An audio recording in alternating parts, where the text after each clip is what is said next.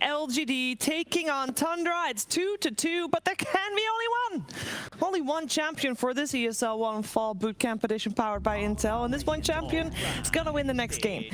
We don't know yet who it is, but we're gonna find out. And a large part of finding out is finding out who drafts what. I'm joined by T and Spirit that he's played like 3 times in his pubs since playing in Europe. That is just amazing. Like, not just that, you know, think about Joey. He's standing in. He wants to bring home a title for his boys, and instead of putting himself in a position where it's like, yo, I'm gonna prove I can do this as a mid play. He's like, no, we're gonna get the W anyway. Whatever's best for the team, I will. An exciting one, regardless. Game 5, we will find out our champion together with Synderen and Sunsfan. Game 5 indeed. I am in fact wearing 2 sets of glasses, Synderen. That is how excited I am. These picks are sexy as hell. You can barely look at the screen or any of these games really from this patch that has been under a rock for 2 years. They probably wouldn't be able to guess half these positions that these heroes are playing. That's the beauty. Honestly, that's been one of the biggest stories of this tournament, has been core heroes being played in a support role and support heroes playing a core role, right? That's just been so many switch ups, which is really cool to see. Having a hard time really, I think this top lane for, I want to favor Tundra, because Jugger against Viper should be very good in the first few levels, and he does have a slow and a stun coming out from Fata. And in the bottom lane, I think PSG.LGD are going to have a great time. So I would imagine both side lanes getting an advantage late. I've found that to be true as well. Faith Beyond using the best Viper set of all time. I have no affiliation or don't make any money off of it. That's okay, I guess I can't say that. Hashtag ad is... All right, Blade Fury from Skeeter. Boundless Strike is there as well, and it looks like Faith Beyond, he pops his Fairy Fire, but only survives a little bit longer as a result. And Zhao 8, in a right-click battle, with Fata. That's not going to be ending too well for you. No, don't think he'll be able to... Oh, he actually cancels another salve there. So, big resource damage done in favor of Tundra here. Tundra getting a huge lead in the top lane from this. Viper is a lane dominator. If it loses its lane, it doesn't offer very much, and you obviously skilled Nether Toxin level 1 as you should. Faith Beyond is going to need to find level 3 so they can put some better pressure here. Look at Fata just theoretically angled to position 1. You're right. 4 gets to 4. That's, in some cases, that's a little bit of an outdated view if the position 4 really benefits from the key stuff he gets, right? But actually, pressuring Skeeter, he does have a spin. He's going to have to use it. His 5 stacked on the poison. Arguably should have done it way earlier. Now he just ended up taking unnecessary damage. He wants to get full value out of that salve that's coming to him. So. I guess so. All right, pounce on to 33. Be able to get out just fine. Jin Q. All right, he finds a monkey in the trees. It is Fata this time. Taking a lot of damage from that tower. Gets a salve off though. 9 still in the trees. LSA does connect, breaks the trees as a result. TP support from Y. Dragon Slave is there, not enough to kill Jin Q, but Fata should be in range for that right click, and indeed brings him to the ground. A nice rotation from Fata as he continues to play really weird position 5 heroes that work out relatively well. Very cool to see. I love that. That's the coolest thing about the patch. I agree. Like Dota in general, it's kind of gone this way. It's been snowballing this way for years, but having heroes that are so versatile makes it so much more interesting, especially from the draft perspective. That's one of the most... I have a lot of joy watching drafts, Synderen. The metagame and mind games that you have, especially in a best of 5. Yeah. With these twists and turns. Nice block from Fata here. Yeah, he's so annoying, actually. He has to walk in because he doesn't have Primal Spring. So true. His ward obviously seeing Faith Beyond trying to stack there.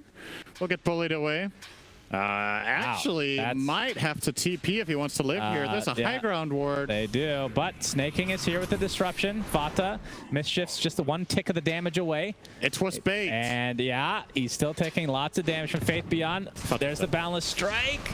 And he's dropping very slowly. Nether Toxin not going to do much. And they're going to be able to turn this around on the Faith Beyond. So, an incredible bait from Fata. What's the cast range on Nether Toxin? Was he not in range to use that earlier? It's not that great. All right. All right.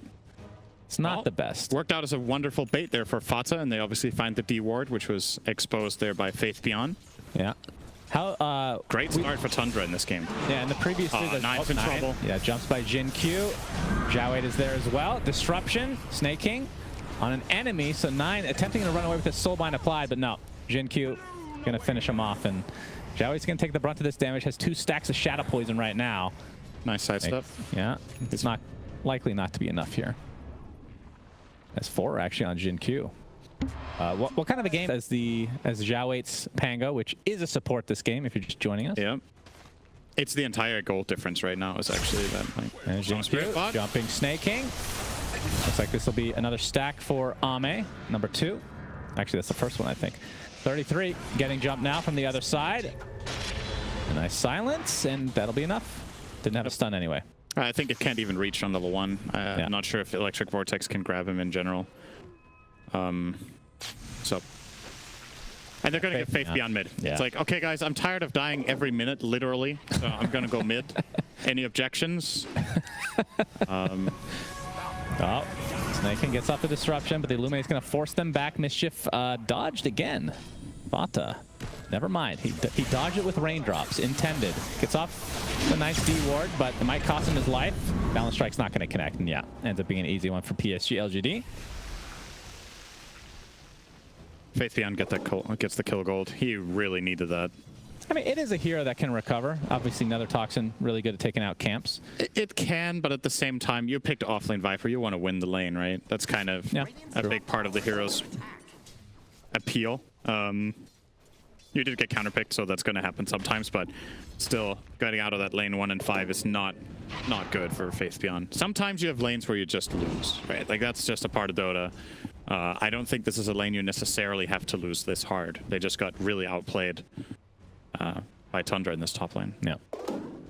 It happens, Cinderin. It does. I'm sure you know better than most. No, I make no mistakes. Yep. Well, I'm the Tundra team in this lane. Okay, I see. Yes.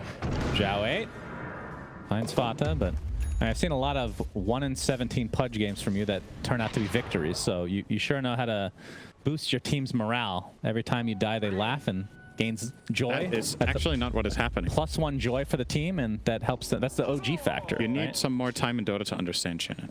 I don't know. I've seen a lot of OG. They clown around, they make everybody happy, and that builds morale. And then you randomly win. That's kind of how Slacks got immortal. Yeah, very even game to start things. Like what team would you prefer to be in terms of like the pace overall?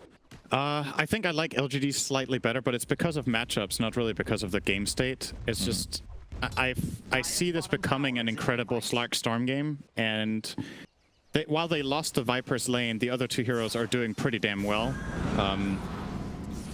The slipperiness is something I think Tundra has to itemize against to win this game. I don't think you can rely on just even a Blink Dagger on Night Stalker is not enough. You need some sort of way of catching. Snake King. Solar Bind on him right now.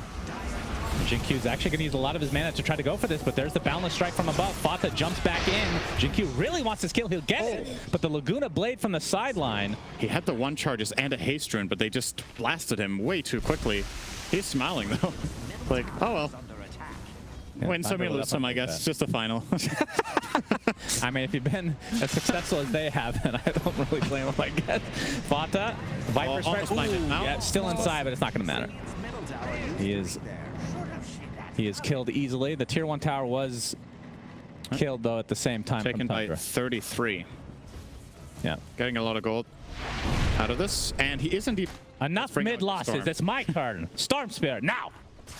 I could see it. He's like, Jin Q, I would really love to play Pango this game, unlike every other game. So can you please go mid? Yeah, it's definitely possible.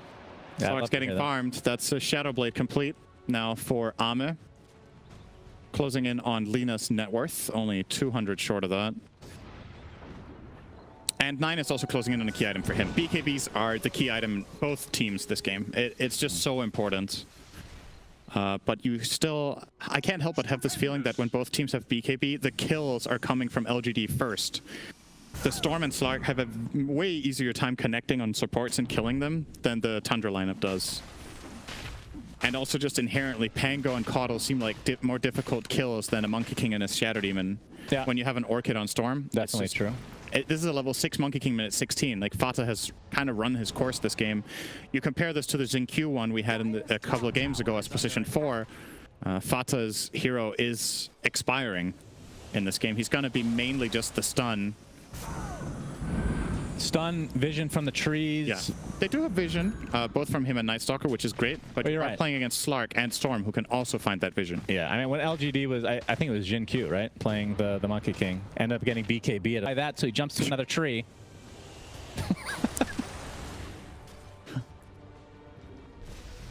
I'm sure there's a moment in history where that's become useful.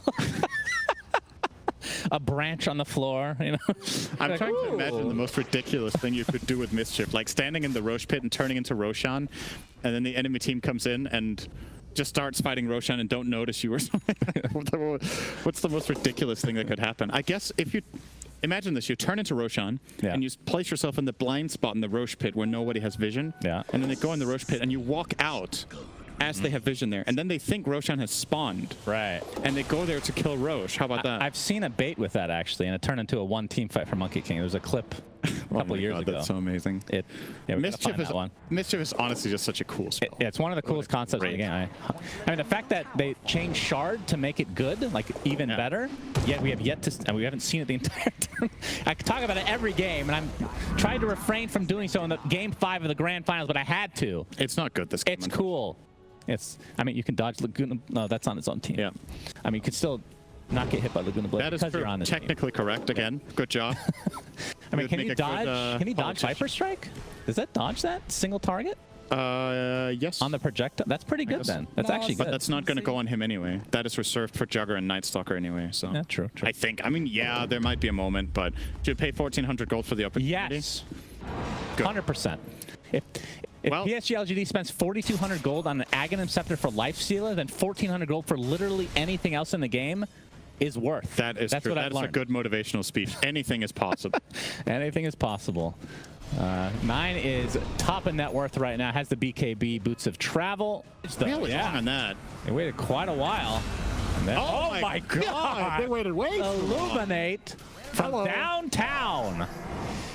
All right. Why proving that Coddle does not need net worth to deal a lot of damage. That's true. 9-second BKB still available though, so that's one good. You know, didn't have to use a charge. Worth. 1 death for 0 charge. Worth. I think it's good. Yeah. Nobody cares about the 800 gold swing. It's not irrelevant. Agreed.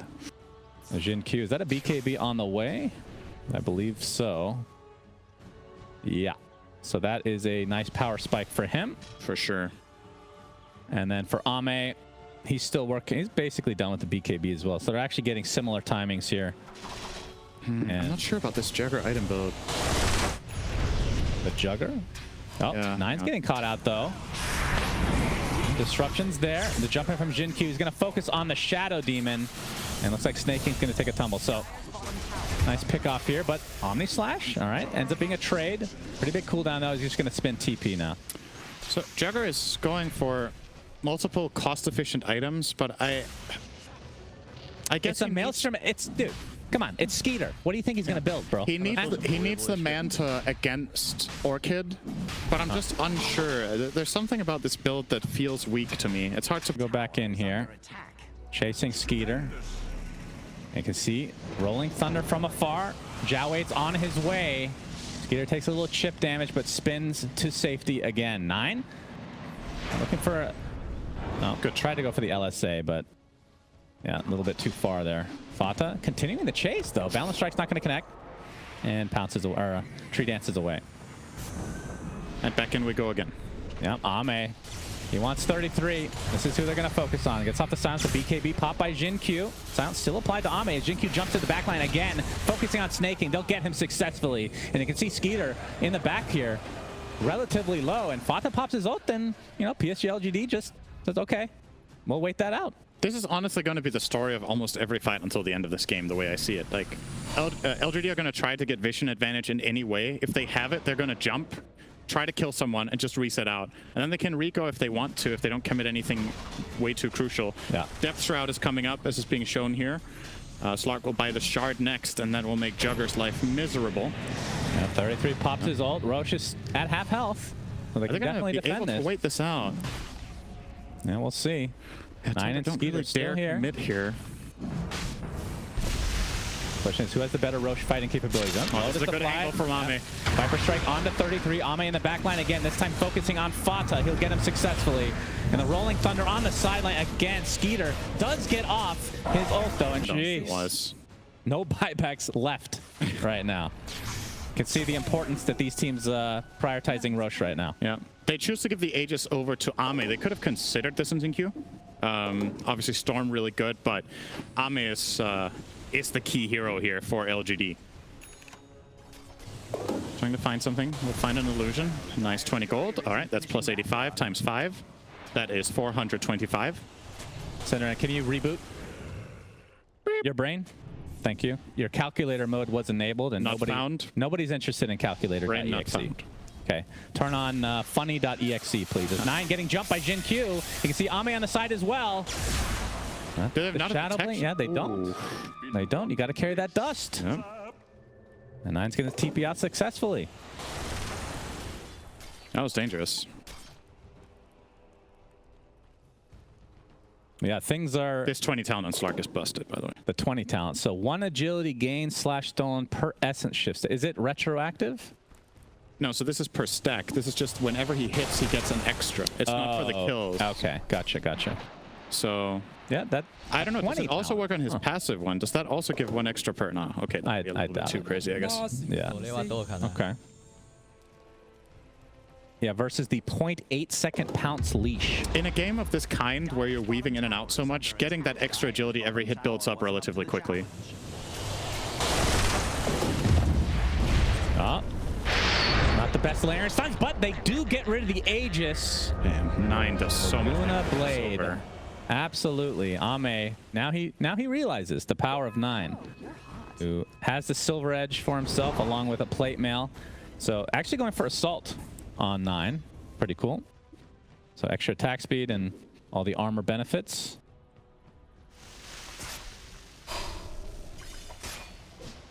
So we look at a... yeah, let's look at the damage here. LSA, mostly right clicks and Laguna Blade. Did he just crit like every attack? There were a lot of red numbers. Well, he crits, yeah. The guaranteed crit is from the Silver Edge, right? Yeah, I think he got 2 additional crits after. Pretty good. Didn't really feel like they were necessary, though. At least one of them was optional. All right, 9. Getting aggressive now with this Silver Edge. Saber proc in Blade Fury. Don't you like double attack? I think all your usual attack limitations. Have to hold that thought, Cinderin. 9 is getting initiated. I have to pop his BKB. Fada ulting from afar. Creates a little bit of space. 9 tries the BKB. TP out. Will be successful this time. Jin Q has used most of his mana now. He's going to get Demonic Purge. Jumps back in again. Snaking seems to be the target of choice for LGD this game. And Skeeter, Blade Fearing away. Slight mistiming on the pounce there from Ame. He might have forced an Omni Slash. If they could have laid enough into that. He's instantly onto his next target. No break time. Yeah, they know it's an illusion, I believe. Yeah, because the Shadow Dance has not gone away. All right, I'm really interested to talk about this mechanic, but we have to wait because this feels like something's going to happen, Cinderin. As I say that, nothing's happening yet. They have a gem, so onto 33. That would be a big... Oh, both on this is so...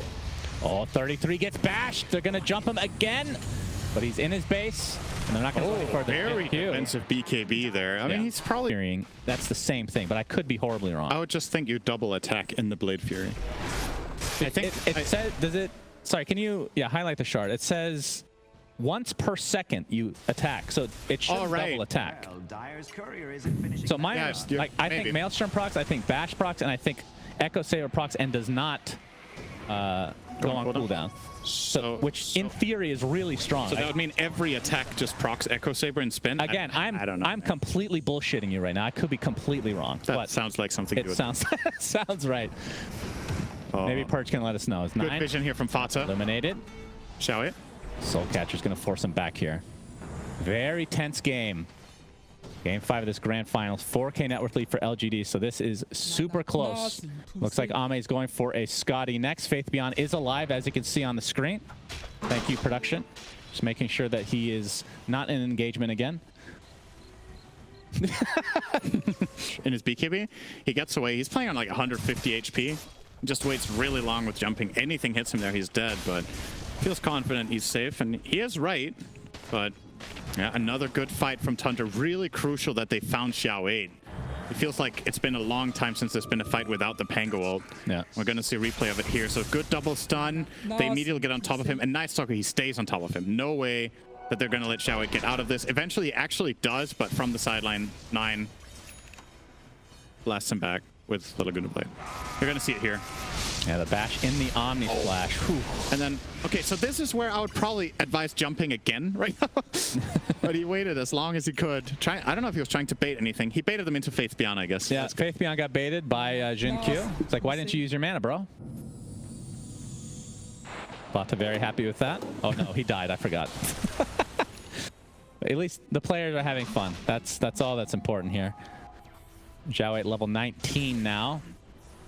And working towards a Yule Scepter. He's actually pretty farmed. Not too bad. I mean, position 4 here. But yeah, 3K net worth in that fight, just in case you were wondering. He has buyback. He can do it again. Into the Roach Pit they go. So Scotty online now for Skeeter. So this build is starting to... I mean, a lot of these are upgradable, right? You got... Basher that can become Abyssal, Maelstrom can become Mjolnir, so smaller items will scale. Yep, there's definitely ways to improve this build for sure. Who'd they get the shard? Oh, okay. Tell me if this is good. I genuinely have no clue. I assume it's not. Gives you extra cast range, and you can cast it on the ground or something. I think even if you target a hero, it's still ground targets now as well. I think that got changed. To every unit behind it. Yeah, right. So it's like a line. It's basically a line nuke, but it's very slim. It needs to be pretty precise. It's not so like... you got to line it up with Boundless Strike, huh? The slice like Echo Saber or something. Yeah, so stun into stun. Oh, wow. Yeah. Into... Slark going to open up a little bit bottom. Yep, Skeeter blade fraying to safety. And 33 and company really want this tier 2 tower. Looks like it's going to be conceded by LGD. 6K net worth lead for Tundra. So relatively close game here as LGD have now smoked. Oh, the big jump in, but not even able to find Fada. Jin Q getting some mana refresh now. 9. He's going to be spotted by the Sentry. The Swashbuckler connects with the bat into the Sheep Stick and the shard from Xiao 8. But there's the Omni Slash to follow for Skeeter. Boundless Strike with Fata's ult coming through. Xiao 8 creating so much havoc on the sideline. 9 is forced to just stand his ground, but he dies. And it's a support Pango for Lina. 2 buybacks onto LGD, and then no buyback onto Tundra at all. But the Juggernaut dies as well. Does have buyback available, though. Not sure if he wants to connect without 9 being able to buy back himself, so I believe LGD should be able to just clean up here. Fada taken out. Jin Q has very little mana to speak of, but snaking. Oh, yeah, that unlucky for Xiao 8. That's still relatively even trade. Yeah, when you take the buybacks into consideration there. Skater just stood his ground. They knew he didn't have Omni Slash, but he just turned around and kept hitting Slark. He was out of saves. He had already used Depth Shroud as well as his Shadow Dance. And look at how much damage Skater actually output in that fight. Yeah, he has got the Mjolnir upgrade and the Scotty, since we talked about his build being perhaps not the strongest at that given time, but definitely proving me wrong here. And going for Ags build now. Oh, he changed his to Satanic. So you're going to see here. So this opening is really, really strong. Right? They get the bash proc, and that forces the Lina to get disrupted. So now the disruption's out of the picture. Xiao 8 just keeps sitting on the back line. Yeah, and Ami's just reckless. It wasn't even a full duration Omni Slash just because of the Depth Shroud as well, so it could have been a lot worse. Relentless was my word, not reckless. I mean, reckless, relentless, thin line, for sure. Yeah, does get the Lina and the Jug, but... Yeah, they definitely very juicy to get those gems, but I don't know if you can risk it if you are Tundra. So LGD do recover them, but that was so expensive. They bought back their Storm and their Slark in this fight. 2 cores against just a Monkey King. Wow, I can't believe Tundra got that good of a fight out of that. Omni Slash did nothing. I think it hit 1 time and got Depth Shrouded fully off. And they still managed to continue in the fight and get the job done. I think really crucial, the Storm jump onto the Lina in the beginning, there was no follow-up. There's no connection from the Slark, or the Pango actually did connect a bit, but Slark is really necessary to find the kill on 9, as he's honestly pretty tanky at this point, right? 3k health, 30 armor. You're going to need more than just the Storm and Pango to get that kill. Gem advantage, though, to LGD. Yeah. They're 3 against 5. Oh, Ame jumps in very aggressively. 9 has to pop his BKB. And now 1 in turn for Ame. He's going to get bashed by Skeeter. Look at the attack speed on him. Good lord. Bounces up to the high ground. Gets off his Shadow Dance. LSA, oh, just out of range. And they're gonna have to back up. 7K net worth lead for Tundra, and Roshan will be up shortly. Okay, it's only 3v4 actually. Night Stalker's still dead. I take that back. Ame is slightly out of control. Yeah, the Skeeter Insane is a big word, Shannon. Don't throw words like that around unless you know what you're Skeeter is obese, Cinderin. I use that word very loosely. Okay. He is huge. Going for the Abyssal, and then after that, I guess you eat an Ags, you eat a Moon Shard, you upgrade your boots perhaps, or you get Swiftblink to replace boots potentially. Smoke coming up here. There we go. 5-man smoke from Tundra. Roche. Ideally, you want Slark to break this PSG.LGD. He's almost unkillable. He just needs to instantly pop any of his defensives and he'll be fine. The Roche timer. Get the ward, they know. Okay. And they jump in from 33. The Nullifier onto the Coddle. He pops his BKB, just decimating him there. Very easy kill in the backside. The spin.